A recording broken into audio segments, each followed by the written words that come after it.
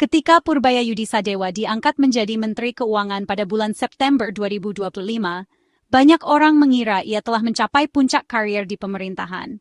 Jabatan ini identik dengan kekuasaan besar, rasa hormat dari masyarakat, dan tentu saja bayaran yang dianggap sangat tinggi. Banyak yang membayangkan, siapapun yang duduk di kursi menteri pasti menikmati berbagai fasilitas mewah dan gaji yang jauh di atas rata-rata pejabat lain. Namun, hanya beberapa hari setelah resmi menjabat, Purbaya membuat pernyataan yang mengejutkan banyak pihak. Ia mengaku bahwa gaji barunya sebagai menteri justru lebih kecil dibandingkan penghasilannya saat menjadi ketua Lembaga Penjamin Simpanan atau LPS. Hal ini benar-benar di luar dugaan banyak orang, bahkan bagi mereka yang sudah lama mengikuti kariernya. Pengakuan jujurnya, prestisnya lebih tinggi, tapi gajinya lebih kecil, langsung menjadi perbincangan hangat di berbagai media dan ruang publik. Banyak yang tak percaya, seorang menteri bisa menerima gaji lebih rendah dari pejabat lembaga keuangan. Hal ini memicu pertanyaan besar di masyarakat. Benarkah menteri adalah pejabat dengan gaji tertinggi di negeri ini? Atau justru ada jabatan lain yang lebih menggiurkan secara finansial? Pertanyaan lain pun muncul. Bagaimana sebenarnya Indonesia menghargai para pejabat pentingnya? Apakah sistem penggajian sudah mencerminkan tanggung jawab dan beban kerja mereka? Kenapa lembaga pengatur seperti LPS bisa memberikan gaji lebih besar daripada jabatan menteri yang punya peran strategis dalam pemerintahan? Apakah ini soal prioritas negara atau ada alasan lain di balik kebijakan tersebut?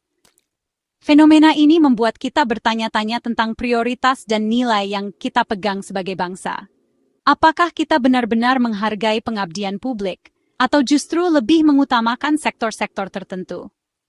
Kejujuran Purbaya membuka diskusi nasional yang penting. Apakah pengabdian publik memang harus identik dengan pengorbanan, atau sudah saatnya gaji pejabat publik disesuaikan dengan besarnya tanggung jawab yang mereka emban? Pertanyaan-pertanyaan ini kini menjadi bahan renungan bagi banyak orang di Indonesia. Yuk, kita bedah gaji resmi Menteri Keuangan. Gaji pokoknya yang ditetapkan sejak tahun 2000 cuma sedikit di atas 5 juta rupiah per bulan, tidak berubah selama puluhan tahun. Ditambah tunjangan jabatan sekitar 13 juta, total pendapatan tetap per bulan jadi sekitar 18 juta rupiah. Untuk seseorang yang mengelola triliunan uang negara, ini kelihatannya kecil sekali. Kenapa tidak berubah? Karena alasan politik. Menaikkan gaji pejabat itu tidak populer, apalagi di masa sulit. Sebagai gantinya, pemerintah pakai tunjangan tambahan dan insentif lain untuk melengkapi gaji.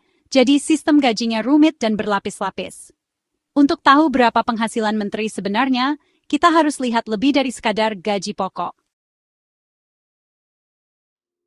Yang bikin beda itu tunjangan kinerja atau tukin. Untuk Menteri Keuangan, tukin ini ditetapkan 190% dari tukin tertinggi di kementerian, kecuali Direktorat Pajak. Artinya, tunjangan kinerja bulanan bisa lebih dari 70 juta rupiah. Kalau ini ditambah gaji pokok dan tunjangan jabatan, gaji bersih menteri bisa sekitar 89 juta rupiah per bulan.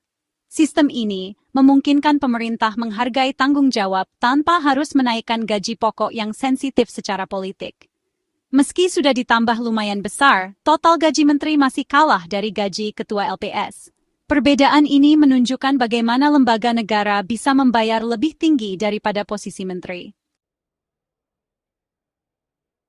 Selain gaji, menteri juga dapat banyak fasilitas.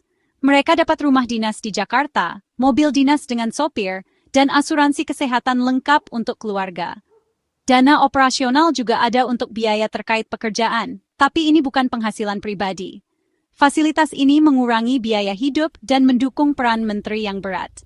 Meskipun bukan uang tunai langsung, ini menambah nilai yang besar pada keseluruhan paket. Saat mempertimbangkan jabatan menteri, fasilitas ini jadi bagian penting. Ini memastikan menteri bisa fokus pada tugasnya tanpa khawatir soal keuangan pribadi. Sekarang, kita lihat pekerjaan Purbaya sebelumnya. Ketua LPS.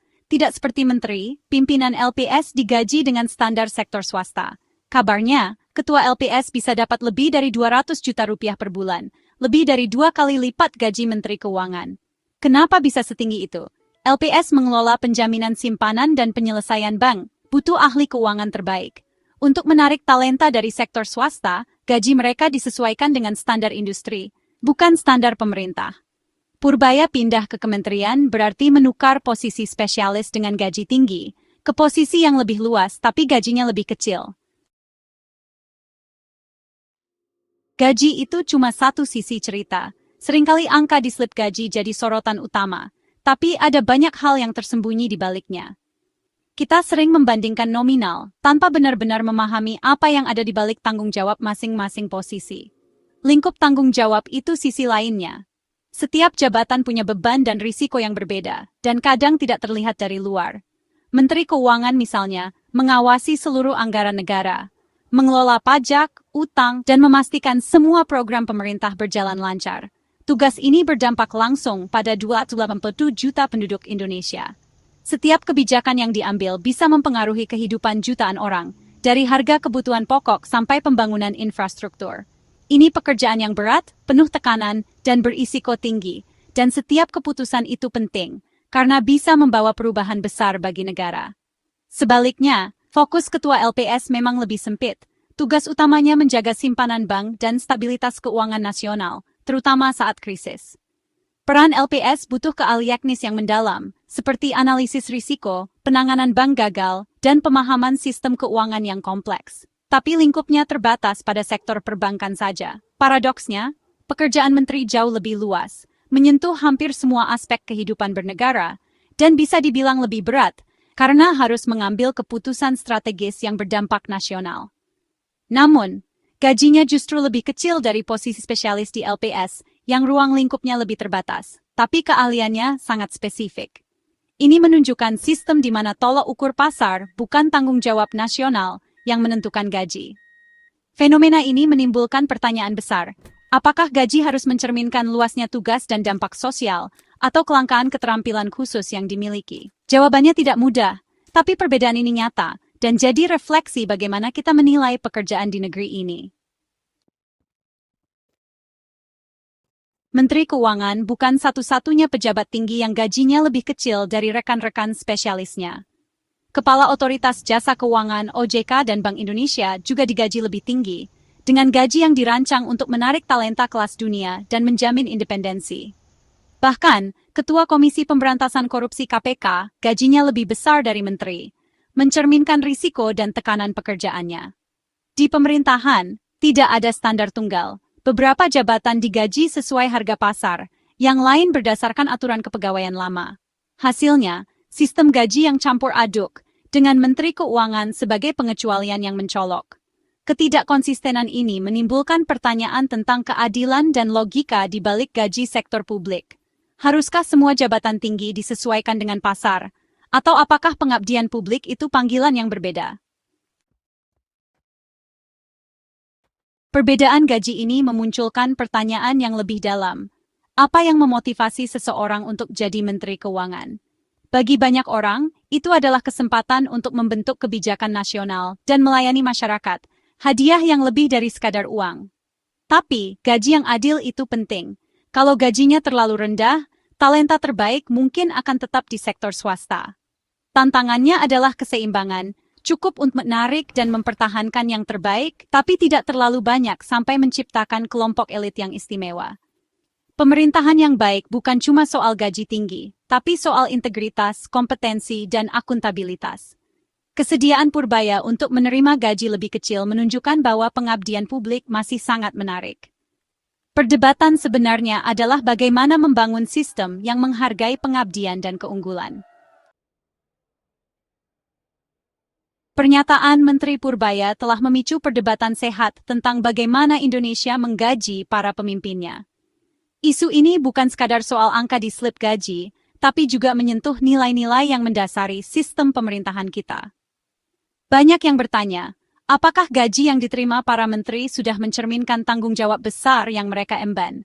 Atau justru sistem ini menuntut pengorbanan pribadi yang terlalu besar dari para pemimpin negeri? Fakta bahwa seorang menteri gajinya lebih kecil dari kepala lembaga pengatur itu bukan kebetulan. Itu hasil dari filosofi yang berbeda. Pemerintah sengaja menempatkan pengabdian di atas imbalan materi, berharap para pemimpin datang dari motivasi melayani, bukan sekadar mencari keuntungan pribadi. Lembaga khusus membayar lebih untuk menarik keterampilan langka. Mereka bersaing dengan sektor swasta dan butuh insentif agar para profesional terbaik mau bergabung. Disinilah perbedaan mendasar antara jabatan publik dan posisi teknis atau profesional di lembaga negara. Peran menteri berakar pada tradisi pengabdian publik. Mereka diharapkan menjadi teladan, menomorsatukan kepentingan rakyat di atas kepentingan pribadi. Namun, realitas zaman berubah, dan ekspektasi masyarakat pun semakin tinggi. Tapi seiring tantangan yang semakin besar, apakah sistem yang sekarang cukup untuk menarik pemimpin terbaik?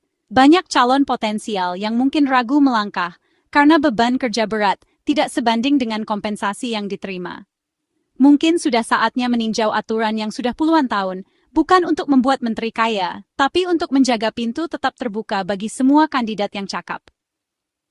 Reformasi sistem gaji bisa menjadi langkah penting agar jabatan publik tetap menarik bagi generasi muda yang berintegritas dan berkompeten. Pada akhirnya, perbandingan ini mengingatkan kita, bagi banyak orang, kesempatan untuk melayani negara adalah hadiah terbesar. Namun, penghargaan yang layak juga penting agar pengabdian tidak menjadi beban yang memberatkan. Sistem gaji yang adil dan modern adalah kunci untuk memastikan pemimpin kita termotivasi dan akuntabel. Dengan begitu, Indonesia bisa terus melahirkan pemimpin-pemimpin hebat yang siap menghadapi tantangan masa depan, tanpa harus mengorbankan kesejahteraan pribadi mereka.